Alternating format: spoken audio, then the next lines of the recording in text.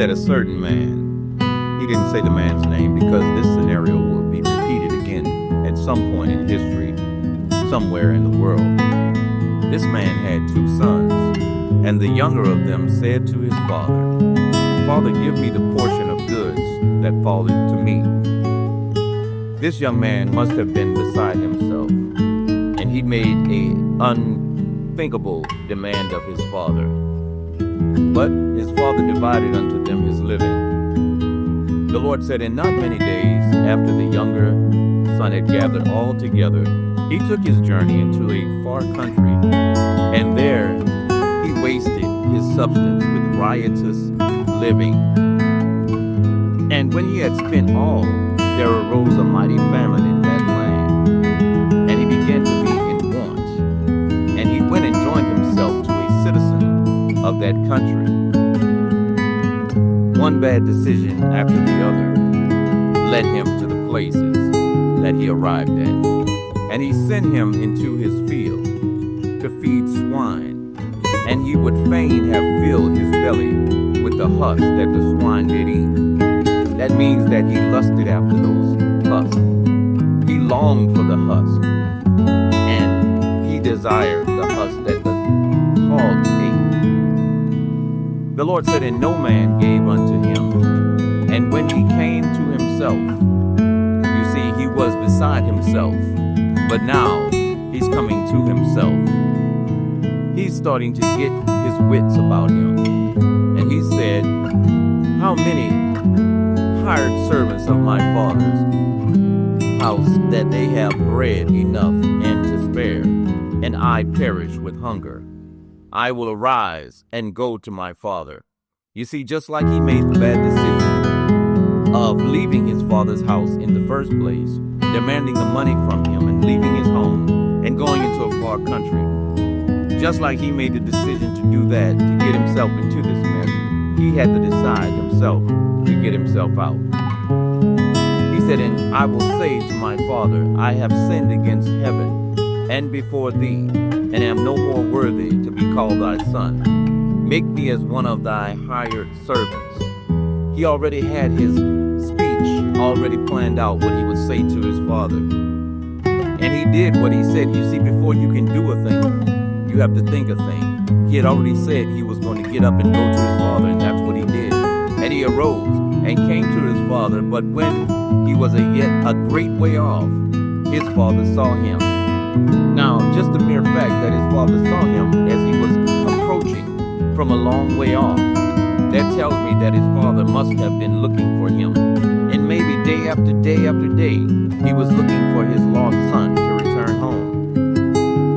And the Bible says, "And had compassion and ran and fell on his neck." This is how his father responded to him. He ran, he fell on his neck and kissed him.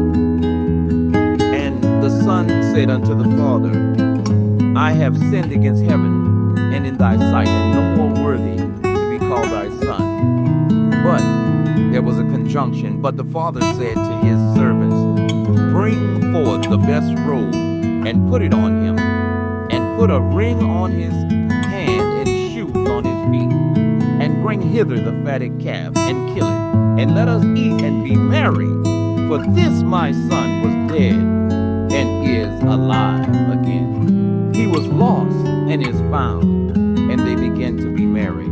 Now his older son was in the field, and as he came and drew nigh to the house, he heard the music and the dancing, and called one of the servants and asked what these things meant. And he said unto him, "Thy brother is come, and thy father hath killed the fatted calf, because he had received him safe and sound." But the older brother was angry and would not go in. Therefore came his father out and entreated him.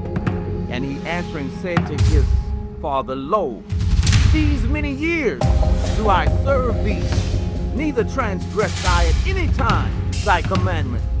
And yet thou never gavest me a kid, that I might make merry with my friends." But as soon as this thy son, not my brother, he didn't call him his brother, he had disassociated himself from his brother. This thy son was come, which hath devoured thy living with harlots. Thou hast killed for him the fatted calf. And he said unto him, Son, thou art ever with me, and all that I have is thine.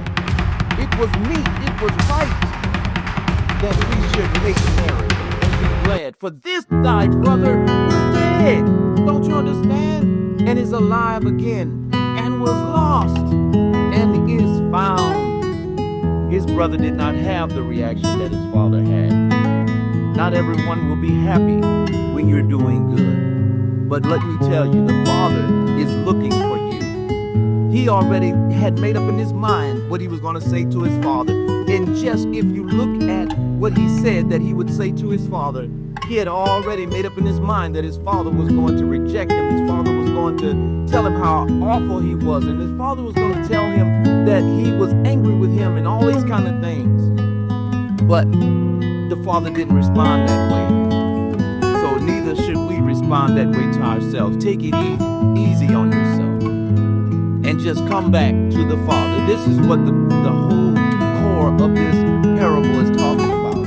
It's talking about bad decisions and correcting those bad decisions. And a loving God, a Father who will receive you back when you go back to Him. But sometimes, even as parents, we have to allow the children to make their wrong decisions and allow those decisions to correct them and allow them to see the error of their ways. Many times people see everyone else, but it's hard to see themselves. But listen, today the Lord is saying, come back. No matter what you've done, come back to Him. He's waiting for you with arms stretched open wide. Thank you for listening. God bless you.